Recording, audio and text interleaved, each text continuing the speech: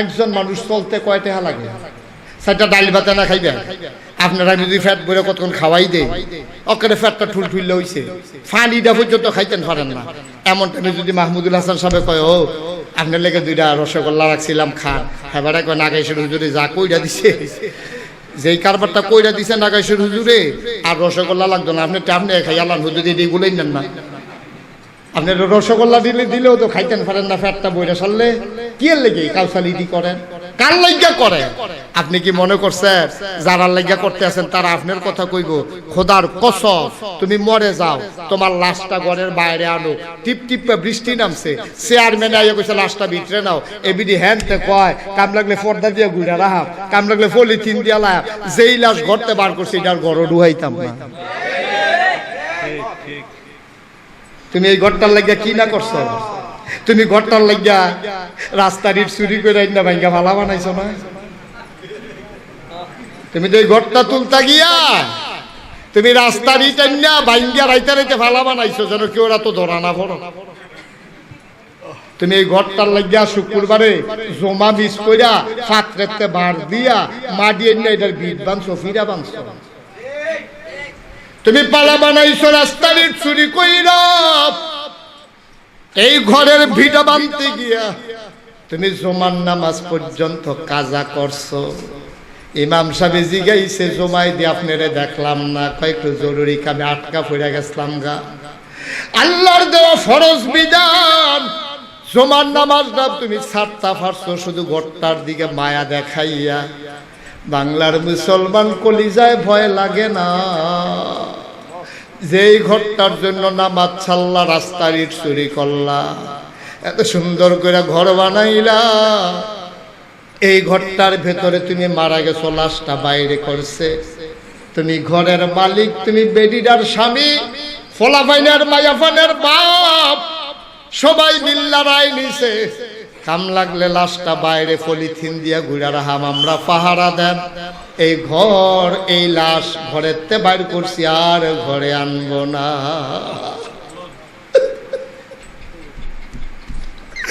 তোমার কেমন পোড়া কপাল, কেমন পোড়া কপাল তোমার, যেই ঘরটার জন্য জীবন পানি করলা, মরার পরে একটা রাত তোমার ঘরটায় জায়গা হয় নাই।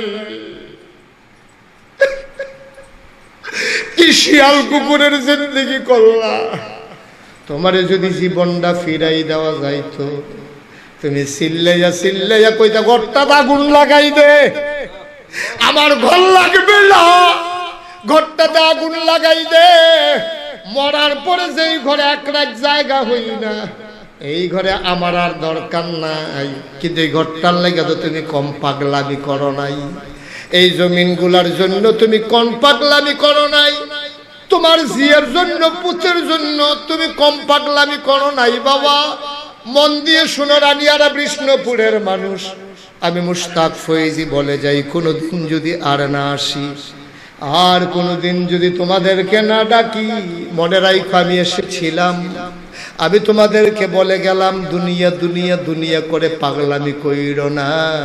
তুমি আজকে চোখটা বন্ধ করো বাবা, এই দুনিয়া তোমার সাথে 3 টুকরা কাপড়ের কাপড় ছাড়া কিছুই যাবে না, যাবে না, যাবে না, ঠিক কিনা?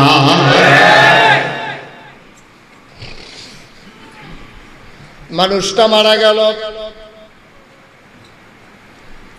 সন্ধ্যার পরে ছেলেরা ডাক দিছে চাচাদেরকে, চাচারা ও চাচারা সবাই আসেন, আমাদের অনেক জরুরি কাজ, আমরা ইচ্ছে করলেও থাকতে পারবো না। রাতের বেলা সব বন্টন হইতেছে, 4 বিডার 4 ঘর 4 ফুতে নিছে। মায়াফানে কয় জমানো টাকা থেকে আমাদেরকে ভাগ দিতে হবে, এই বাড়িতে আমরা কেউ থাকতে আসবো না। জমানো টাকা ভাগ হলো, বাড়ির 4টা ঘর ভাগ হলো।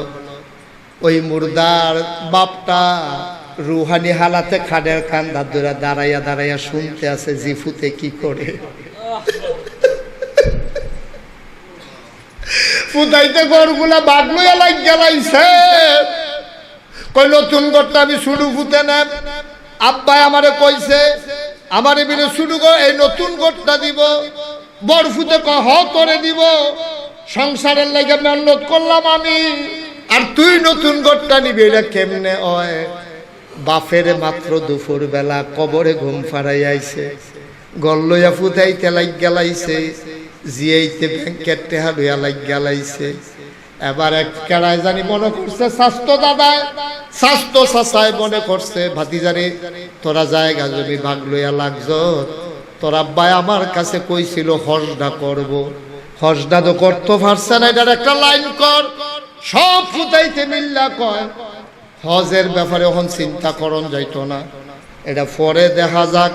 এবার আর জায়গারই ভাগ হইছে, ব্যাংকের টাকাগুলা ভাগ হইছে, কিন্তু এবার আর হজের ব্যাপারে কোনো ফুতে সিদ্ধান্ত নিয়ে রাজি হয় নাই, ঠিক কিনা? বাপে যে হজের নিয়ত করে গেছে, এই ব্যাপারে কোনো ফুতের টেনশন নাই, সব ভাগ হয়ে গেছে। ভাই ও ভাই, ইচ্ছা করলে জান্নাত যাই কেমন যাইব, জোর করে জান্নাত গিয়া থাইকা লাইবা, ওদের প্রস্তুতি নিয়ে যাইও, নিয়তরা সহি কইরা নাইন বালাইও, আল্লাহ দিব, ঠিক কিনা কম?